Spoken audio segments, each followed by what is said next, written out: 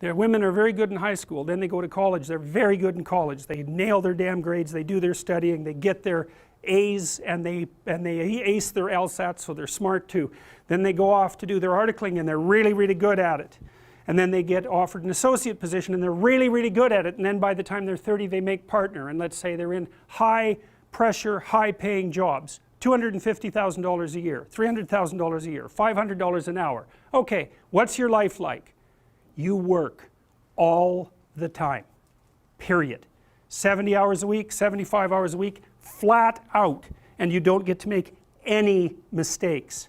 And if your client calls you at 3 in the morning on Sunday, you say, I'm really glad to hear from you, because if you don't, there's some hot law firm in New York that'll take your client from you at a moment's notice. And the client is paying you, whatever, the firm, $750 an hour, of which maybe you get $350, and what they want is an answer about something really complicated right bloody now. And you can say all you want about the fact that women have a difficult time with that because it's a male-dominant patriarchy. Any female lawyer who's hit 30 and is a partner that has any sense at all knows that's complete bloody rubbish. It's market determined right to the core. What happens to the women when they're in their 30s? They all leave the high-end law firms. Why?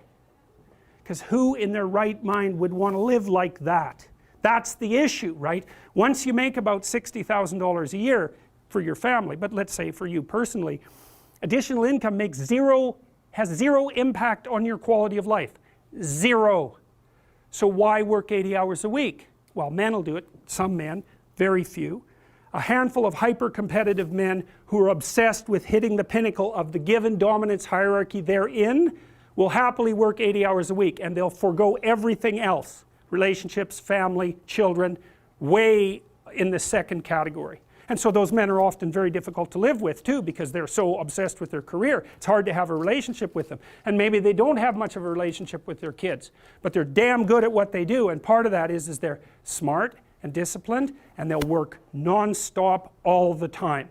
It's like an obsession, and that's the sort of people who run things. Those are the people who run things. Well, they're often also disagreeable too, because you want to manage people? Really? They're not going to like you. You know, and it's not an easy thing to not be liked, and actually if you're an agreeable person, and women are more agreeable than men, it's quite painful to be disliked. But if you're in a managerial and executive position, the probability that people are going to like you is quite low. Now, if you're a real son of a bitch, then they're going to dislike you more. But those positions are very stressful, partly because of the interpersonal dynamics, and they're also incredibly, incredibly competitive. So the women hit that at 30 and they're completely qualified, and the law firms are bloody desperate to keep them, because it's really hard to find highly qualified people, especially once you've put all that time into training them, especially if they're also good at bringing in business. The law firms trip over themselves to try to keep them. They can't. The women think, why in the world am I doing this? Why in the world would anyone in their right mind do this? Especially because they're often married by that point too, and generally they've married a husband who makes as much money or more than them. So they don't need the damn money.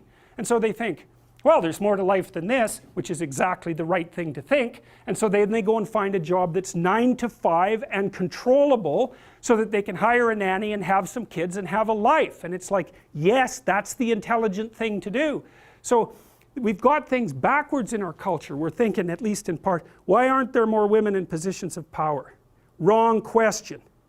The right question is, why are there any men at all who want those positions of power? Because it's not just positions of power. You have to be such a knothead to think that. Oh, it's a position of power. It's like, sure, but it's a position of overwhelming responsibility. And if you make mistakes, you're done. Right? It's not like you occupy that position of power and everyone does what they're told all the time and your life is easy. It's like, forget about that. People are on your case to do exactly the right thing all the time, 100% of the time. And maybe you want that, and maybe you don't. So I don't know what people think is these people are all sitting in their offices with their feet up on the desk, smoking cigars and oppressing the world. It's like, that isn't how it works. Those people, they work flat out all the time. So, and it's fine if that's what you want, and some people are like that. They're hyper-industrious people, right? From a trait perspective, no matter where you put them. If you put them in a forest with an axe, they just wander around chopping down trees non-stop, right? Because it's built into them. But if you want to have a balanced life, and you should want that, you know, because the other thing you'll find, and this is God's gospel truth, is that the older you get, if you have any sense at all, the more important your family is to you. Like the utility of your career, maybe that peaks around 35 or 40, and it starts to decline pretty rapidly after that. And what happens, if you're fortunate, you have someone in your life that you love, that you've woven yourself together with, and you have some kids so that you have something to do from the time you're 50 till the time you're 80. And so it's a real mistake. It's a barren future without children, man, I can tell you that. It's a real mistake. And so we do a terrible job of say, putting that image forward and saying, well, yeah, now, you know, because women have access to the birth control pill now and can compete in the same domains as men, roughly speaking, there is a real practical problem here. It's partly an economic problem now, because when I was roughly your age, it was still possible for a one-income family to exist. Well, you know that wages have been flat, except in the upper 1% since 1973. Why? Well, it's easy. What happens when you double the labor force? What happens? You have the value of labor. So now we're in a situation where it takes two people to make as much as one did before. So we went from a situation where women's career opportunities were relatively limited to where they were relatively unlimited and there were two incomes, to where, and so women could work, to a situation where women have to work and they only make half as much as they would have otherwise. And now we're going to go into a situation, this is the next step, whereas women will work because men won't. And that's what's coming now. So there was an economist article showing that 50% now of boys in school are having trouble with their basic subjects. And you look around you in universities, you can see this happening. I've watched it over decades. I would say 90% of the people in my personality class are now women. There won't be a damn man left in university in 10 years, except in the STEM fields. And it's a complete bloody catastrophe.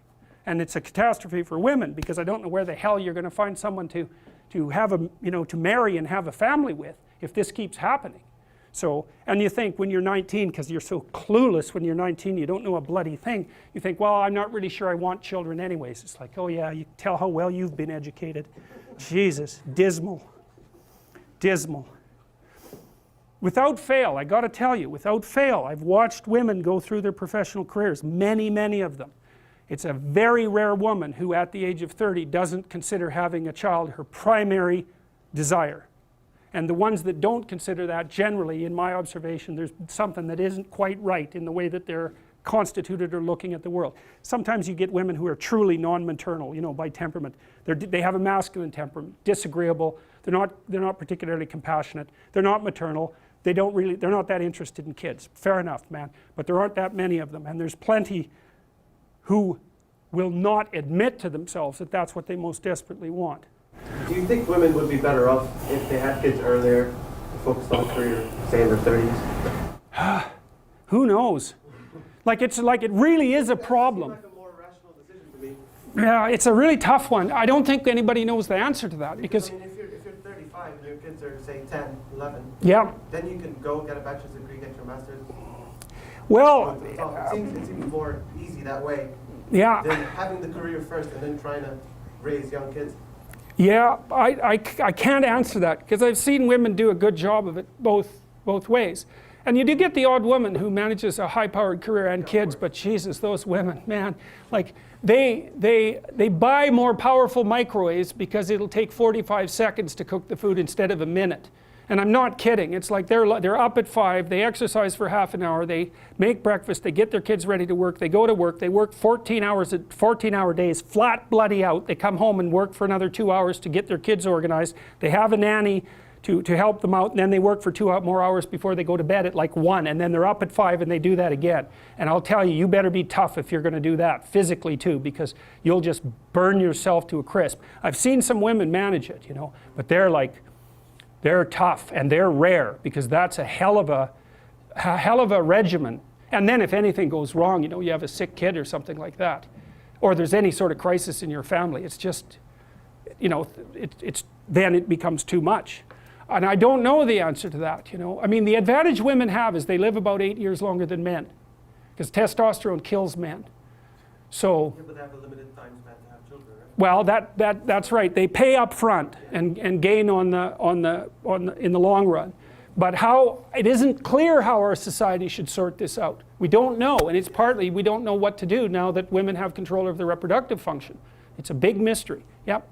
I don't have an answer to that either, but I think from a practical aspect, and this goes for both men and women, even if women were to enter the workforce later on, they'd be at competition with people who are younger, and that's always a conflict in the workforce. Like people are always hiring younger talent because of how long they can be in the workforce. Yeah. Yes, well, and the thing is, young stupid people have the advantage of being young. Middle-aged stupid people have the disadvantage of being middle-aged. And so if you're going to hire a young stupid person or a middle-aged stupid person, you'll go for the young stupid person. And by stupid, I mean, you know, I'm being sarcastic, obviously, but I mean without experience and just getting started in the world. You're much more likely to favor someone young because there's an instant explanation for their relative cluelessness. And it's a problem, you know. So I don't know what the answer is, but one answer certainly is, at least in part, is to start letting young women know what being 30 and being female is like, and also to disabuse them of the notion that there's something magical about a career. First of all, most people don't have careers, man. They have jobs. And the reason you get paid for a job is because you're being asked to do things you wouldn't do unless you were being paid. And so it's not some utopia of cigar smoking with your boots up on your desk. That's for sure. Not that would be such a utopia to begin with.